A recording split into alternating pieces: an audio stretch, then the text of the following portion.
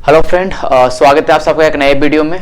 और जैसा कि आप लोग देख रहे होंगे कि आज का जो हमारा ये वीडियो होगा ये होगा बिहार विधानसभा, जिसमें अलग अलग पोस्ट के लिए जो वैकेंसी आई हैं उसके ऊपर हम लोग बात करेंगे।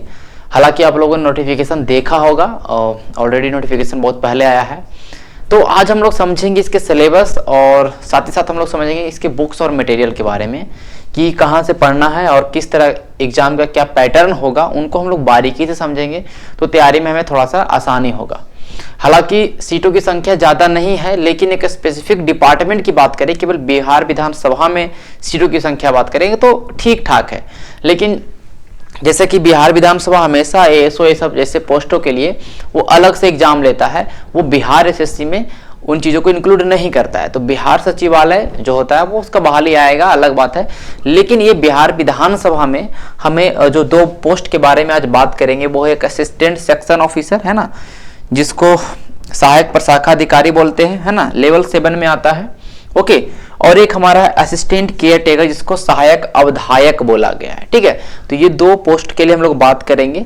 और भी पोस्ट हैं आपके, क्लर्क के पोस्ट आए हुए हैं, ओके, स्टेनोग्राफर के पोस्ट आए हुए हैं। तो अलग अलग भी पोस्ट की जो उनकी संख्या हालांकि 3, 4, 5 है, ऐसा नहीं, लेकिन हम आज इन दो प्रमुख पोस्टों के बारे में बात करेंगे और सिलेबस और बुक्स मटेरियल्स के बारे में बात करेंगे। ऑलरेडी यूट्यूब पे बहुत सारे वीडियो भी होंगे और आप लोगों ने चीज़ों को देखा भी होगा, लेकिन यहाँ पे मैं कुछ अलग बताने की कोशिश करूँगा जो आपको अगर इस वीडियो को देखते हैं तो आपको ऐसा फील ना हो कि इस वीडियो को देख के मैंने टाइम को वेस्ट किया। ठीक है, तो चलिए पहले तो थोड़ा सा जान लेते हैं। लेवल 7 का पोस्ट है ना, लेवल 7 का पोस्ट है, 4600 ग्रेड पे में आएगा। ओके, और ये बेसिक है, 44,900 बेसिक सैलरी होता है। उसके अलावा उसके ऊपर एचआरए हैं, टीपीटी है, सारी चीज़ें इंक्लूड होता है। ठीक है, तो लेवल 7 का पोस्ट है, ये जो आपका एएसओ है, हमें हालांकि जितने भी सचिवालय, बिहार सचिवालय के जो बिहार एसएससी एग्जाम लेता है ग्रेजुएशन लेवल का, है ना, बिहार सिजिल इसको बोलते हैं, उसमें भी लेवल 7 ही होता है एएसओ। ठीक है, हालांकि हर जगह वही होता है। फिर सहायक अवधायक है जिसका लेवल 4 है ना, लेवल 4 है। ओके, और इसमें आपका ये बेसिक है, तो ये आप समझ सकते हैं। हालांकि एएसओ की जो पोस्ट की संख्या है थोड़ा सा सारे जितने पोस्ट बिहार विधानसभा में निकले हैं उससे बेहतर है, ज़्यादा है। ओके, तो 29 को ये आपका देख सकते हैं कि ऑनलाइन आवेदन स्टार्ट हो चुका है और 15 तक रहेगा। तो जल्दी से फॉर्म भर दीजिएगा जो भी भरना चाहते हैं। ग्रेजुएशन आपका इसमें क्वालिफिकेशन है और 21 साल मिनिमम एज है और 37 ईयर आपका मैक्सिमम एज है। हालांकि जो कैटेगरी वाइज होंगे तो उनका थोड़ा सा उनको छूट मिलेगा एज में। ओके, वो चीज़ों को विस्तृत आपका जो नोटिफिकेशन है बिहार विधानसभा के साइट पे जाइएगा, वहाँ पे आपको मिल जाएगा नोटिफिकेशन। पहला ही लाइन में नोटिफिकेशन रहेगा एएसओ और आपका असिस्टेंट वाला। ठीक है, इस बात को ध्यान रखिएगा। चलिए, तो ये हमारा हो गया। अब हम पोस्ट की बात कर लेते हैं, कितने पोस्ट हैं। ठीक है, कितनी पोस्ट हैं तो आप लोगों ने देखा भी होगा। आप देखिए 50 पोस्ट है। और जैसा कि एक आप देख सकते हैं कि जनरल जो अनरिजर्व सीट है उस पर कोई पोस्ट नहीं, मीन्स कि उसकी रोस्टर में उसकी वैकेंसी नहीं है। ऑलरेडी पिछला बार जब एग्जाम हुआ तो उसके थ्रू भराया है। क्योंकि अब देखिए एक डिपार्टमेंट में एएसओ की संख्या कितनी होनी चाहिए, ज़्यादा एक स्ट्रेंथ होता है ना, हर एक डिपार्टमेंट का एक स्ट्रेंथ होता है, तो उस स्ट्रेंथ के अकॉर्डिंग ही तो भरेगा ना। ज़्यादा अब पता चले कि हजार एएसओ रखेगा एक डिपार्टमेंट, तो वो ऐसा नहीं होता। इसलिए स्ट्रेंथ की संख्या कम, इसीलिए आपको यहाँ पे बहाली कम दिख रहा है। जितना कम बहाली रहेगा उतना ही आप देख सकते हैं कि फॉर्म भी कम डाले जाते हैं, साथ ही साथ लोग भी अपीयर कम ही होते। तो ऐसा नहीं परेशान होना है कि इतना कम सीट है तो क्यों भरेंगे। जैसे कि अभी आप लोगों ने देखा एक्साइज एसआई का एग्जाम हुआ है ना, शायद उसी का होता, तो उसमें शायद 65 पोस्ट के लिए ही था, लेकिन देखिए एग्जाम देने वाले शायद 8000 लोग ही एग्जाम दिए, है ना। तो इस तरह से परेशान नहीं होना। तो आप देख सकते हैं सारे सीटों की संख्या कैटेगरी वाइज है। महिलाओं के लिए 17 सीट आपका रिजर्व है ना, तो ये आप देख सकते हैं। ओके, तो इस बात को समझिएगा। अब इसमें क्या है कि सहायक अवधायक में आप देख सकते हैं जो लेवल 4 वाला, उसमें 2 सीट है जनरल के लिए। ओके, तो जो जनरल के कैंडिडेट हैं, हालांकि ईडब्ल्यूएस में लोग भरते ही हैं ना, ईडब्ल्यूएस में, तो 4 सीट उनके लिए भी है, इस बात को ध्यान रखिएगा।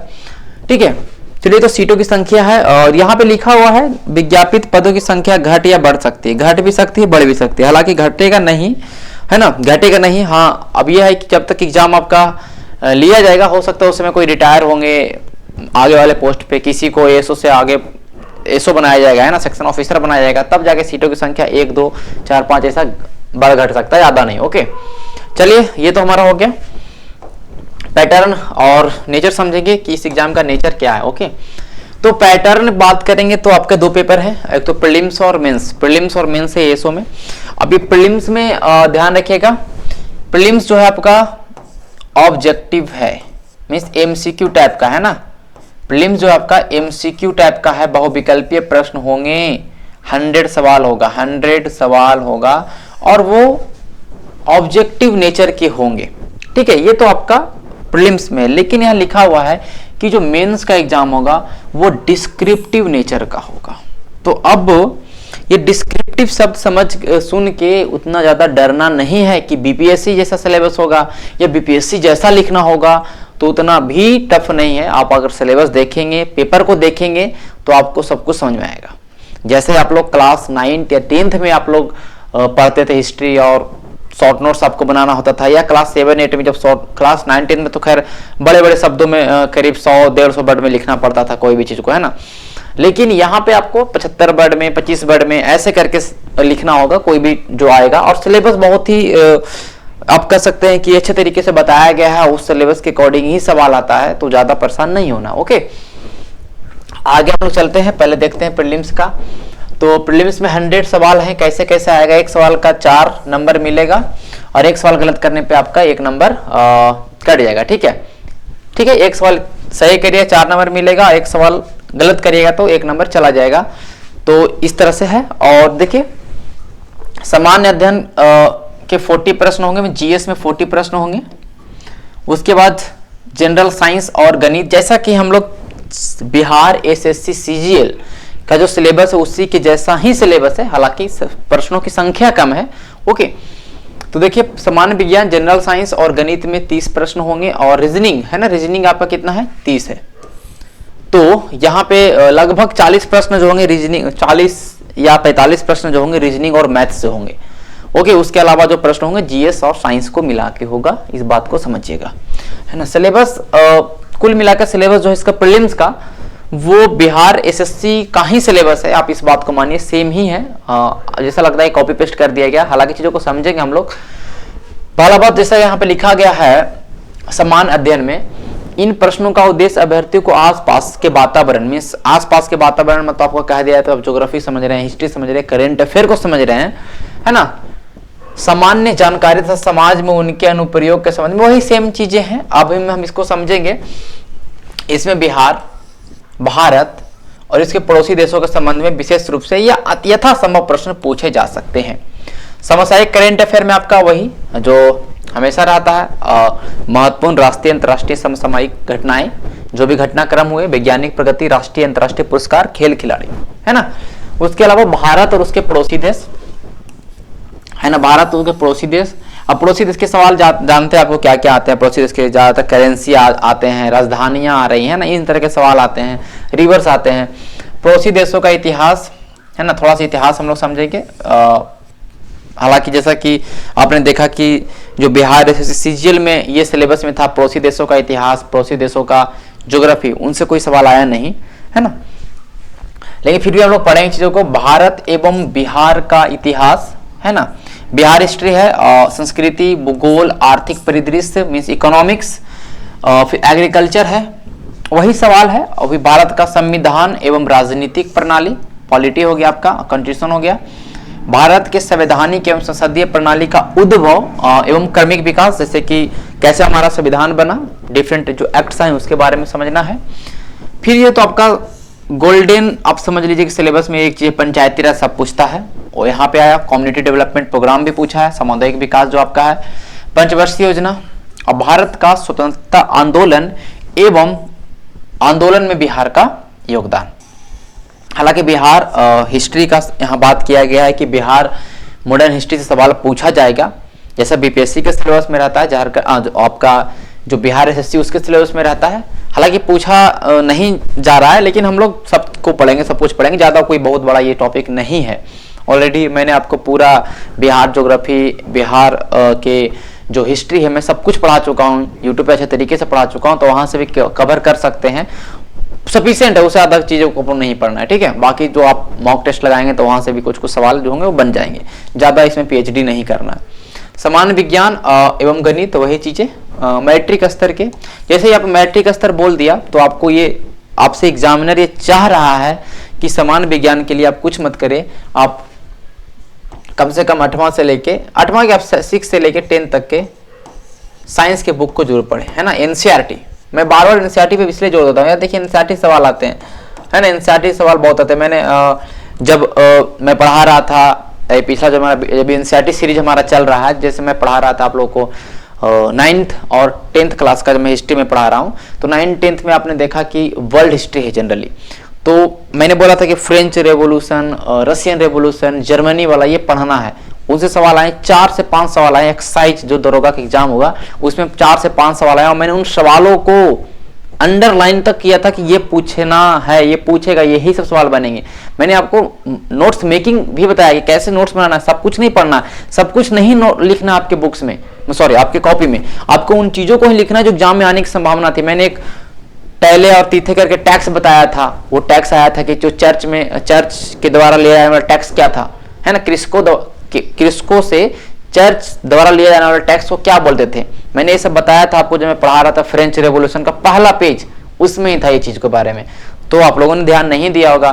फिर जर्मनी के संसद का नाम था रिचस्टैग, वो सवाल आया, है ना। फिर आपने देखा कि जो था 1848 में जो खत्म किया गया था दास प्रथा, उनके उसके ऊपर सवाल आया है। तो सवाल आया है ना, जो मैंने पढ़ाया उन चीजों के ऊपर, तो आपको पढ़ना था। आप लोगों ने एनसीईआरटी को आप इग्नोर करते हैं तो वो आपकी गलती है, ठीक है। चलिए, हम सामान्य विज्ञान हो गया और अभी तो जैसे हिस्ट्री खत्म करेंगे तो हम इसको ही टारगेट करने वाले हैं, मीन्स की एनसीईआरटी साइंस को कवर करने वाले 6 से लेके 12 तक के जो जरूरी है ना।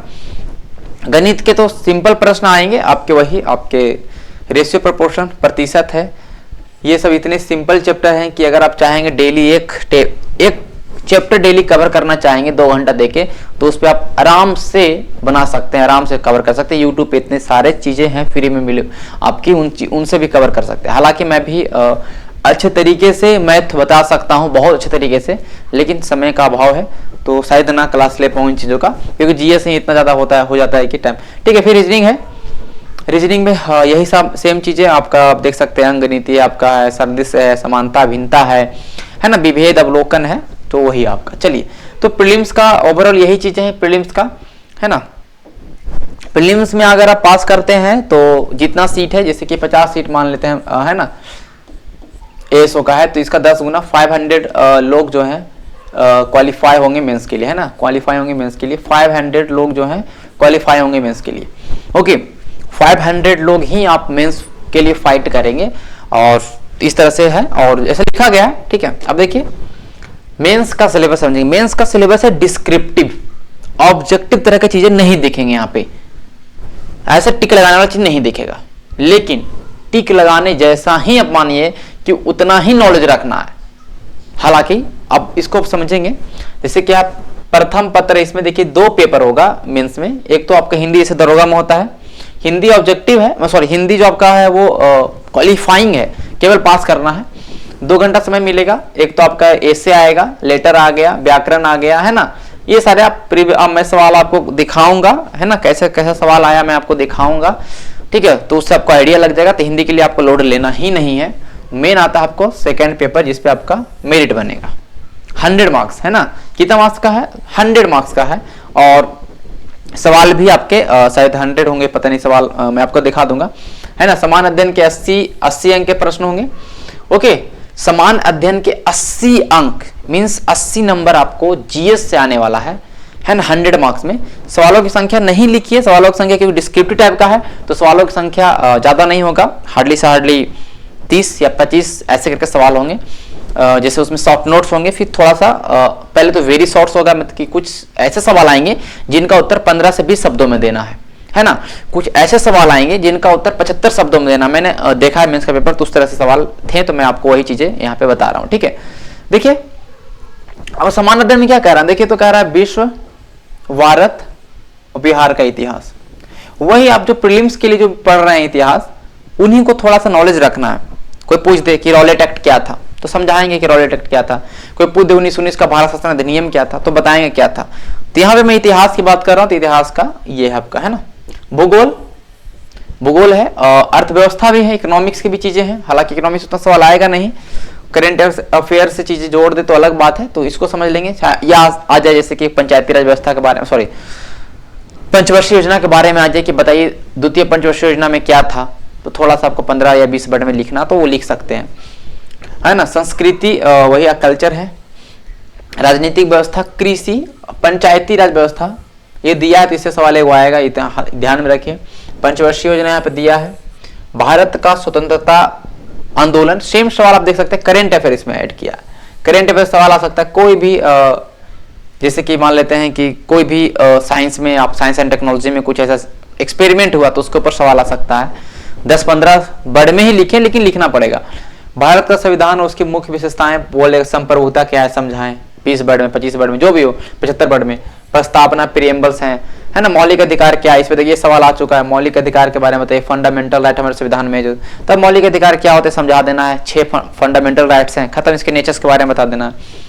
राज्य के नीति निर्देशक तत्व, पॉलिटी ज्यादा है, ध्यान रखें पॉलिटी ज्यादा है। ओके, विधानसभा में आप बैठेंगे तो विधानसभा के एसओ बनेंगे तो विधानसभा में तो भाई पॉलिटी वाला चीज पूछेगा।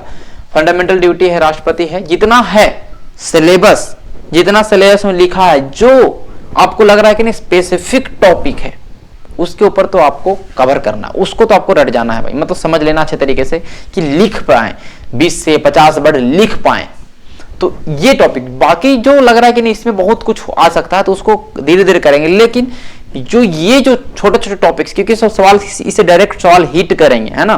देखिए ओके, राज्य का विधानमंडल, है ना, क्या होता है बताइए। लेजिस्लेटिव असेंबली है, जैसे विधानमंडल हमारा बिहार का 2 है, विधान परिषद और विधानसभा, उसके बारे में समझाना है। राज्य के विधानमंडल के अधिकारी वही आपके आ गए, जैसे कि है ना, आपके विधानसभा के अध्यक्ष हो गए, हैं ना, उनके ऊपर सवाल है। बिहार विधानमंडल के सदस्यों की निहरताएं, शक्तियां, मतलब क्या उनका योग्यता होना चाहिए। कुछ पावर और प्रिविलेज हैं जो आपके एमएलए को मिलते हैं।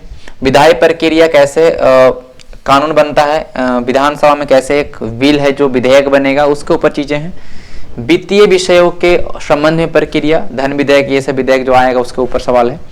सुप्रीम कोर्ट और हाई कोर्ट के जो आपके अधिकार, जिससे सवाल पूछा था कि सुप्रीम कोर्ट के मूल अधिकार क्षेत्र बताएं। सुप्रीम कोर्ट का ओरिजिनल जुरिडिक्शन क्या होता है, तो सुप्रीम कोर्ट का ओरिजिनल जुरिडिक्शन आपको पता है कि जो फेडरल डिस्प्यूट्स होते हैं, जो भी आपके फेडरल डिस्प्यूट 2 राज्यों के बीच में झगड़ा हो, है ना, राज्य मतलब भारत या किसी इंटरनेशनल एग्रीमेंट का कुछ झगड़ा हो, 2 या 2 से अधिक राज्यों के बीच में एक राज्य का झगड़ा हो, तो उन झगड़ों को, उन डिस्प्यूट्स को, उन फेडरल डिस्प्यूट्स को केवल सुप्रीम कोर्ट ही उस पर कर सकती है चीजें, तो उसके ऊपर है। न्यायाधीशों की नियुक्ति है, अपॉइंटमेंट जैसे कैसे होता है ना, जो कॉलेजियम सिस्टम, उसके ऊपर सवाल है। अधिकारों का विभाजन है, सेपरेशन ऑफ पावर, है ना, जो भी हो। संघ और राज्य के बीच विधायी प्रशासनिक शक्तियों का वितरण में, तो वही आपका आ गया, है ना, ये जो संविधान वाला।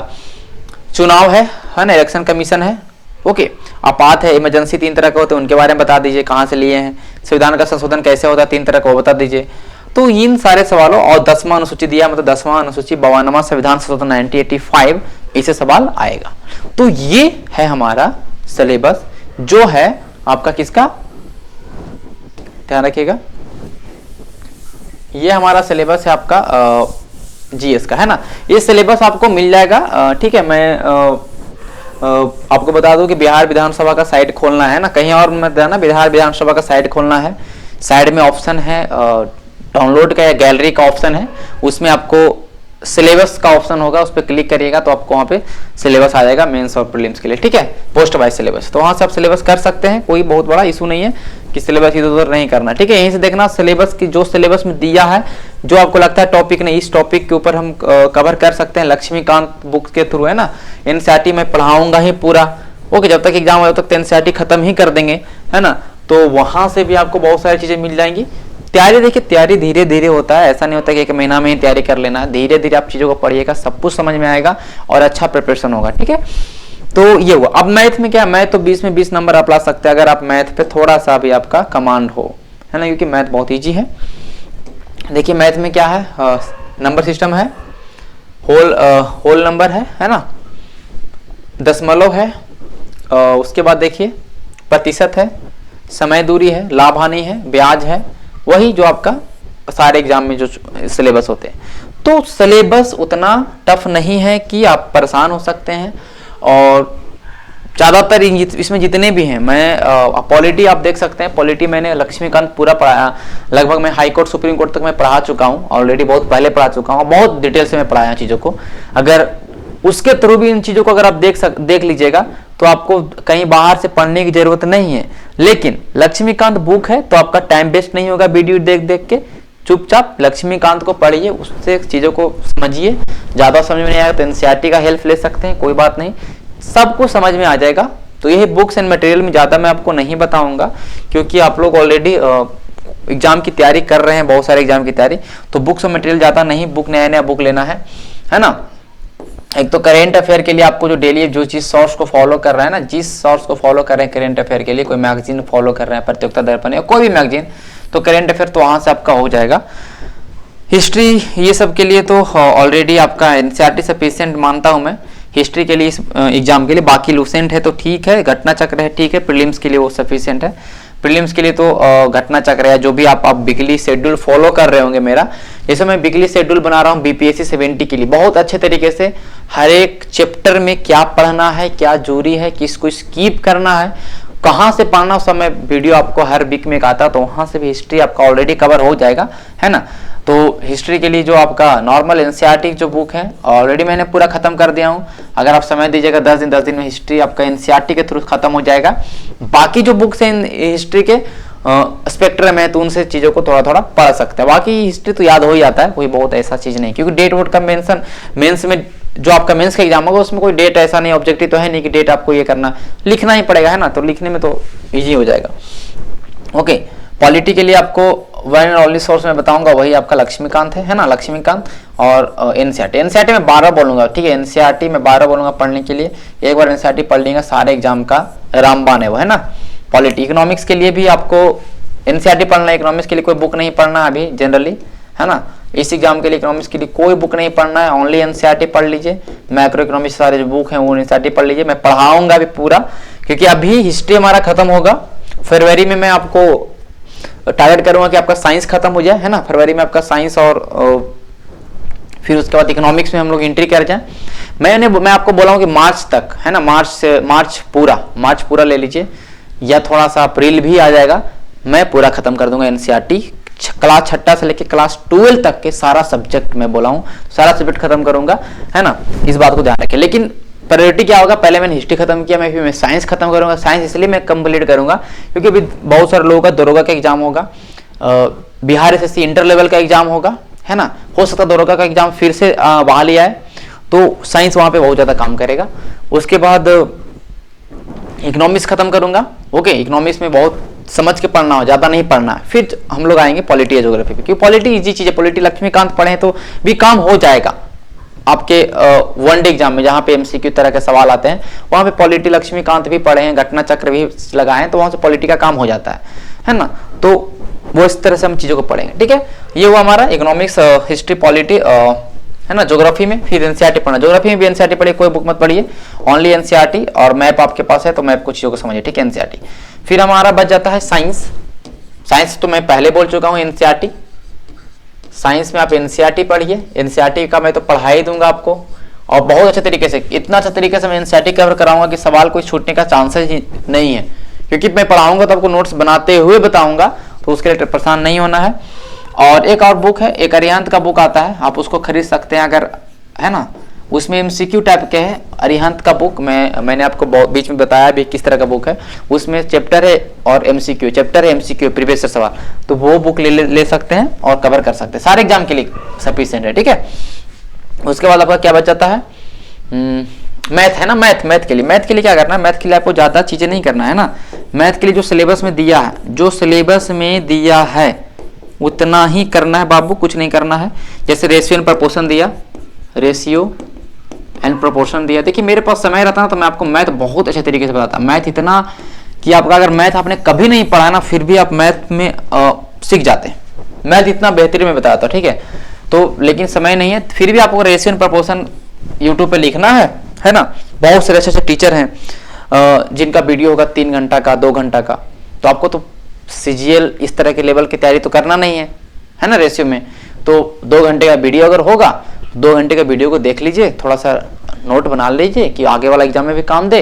और 10-20 सवाल, कोई बुक है आपके पास, प्रीवियस ईयर का किरण का बुक है, आर.एस. अग्रवाल का बुक है, जो भी बुक आपके पास पड़ा हुआ है अंकगणित का, है ना, उसे सवाल लगा लीजिए, बस हो गया काम। एक दिन में एक चैप्टर कंप्लीट करिए, 6-7 दिन में पूरा सिलेबस कंप्लीट हो गया मैथ का। फिर दोबारा फिर उसको सवाल ही लगाइए।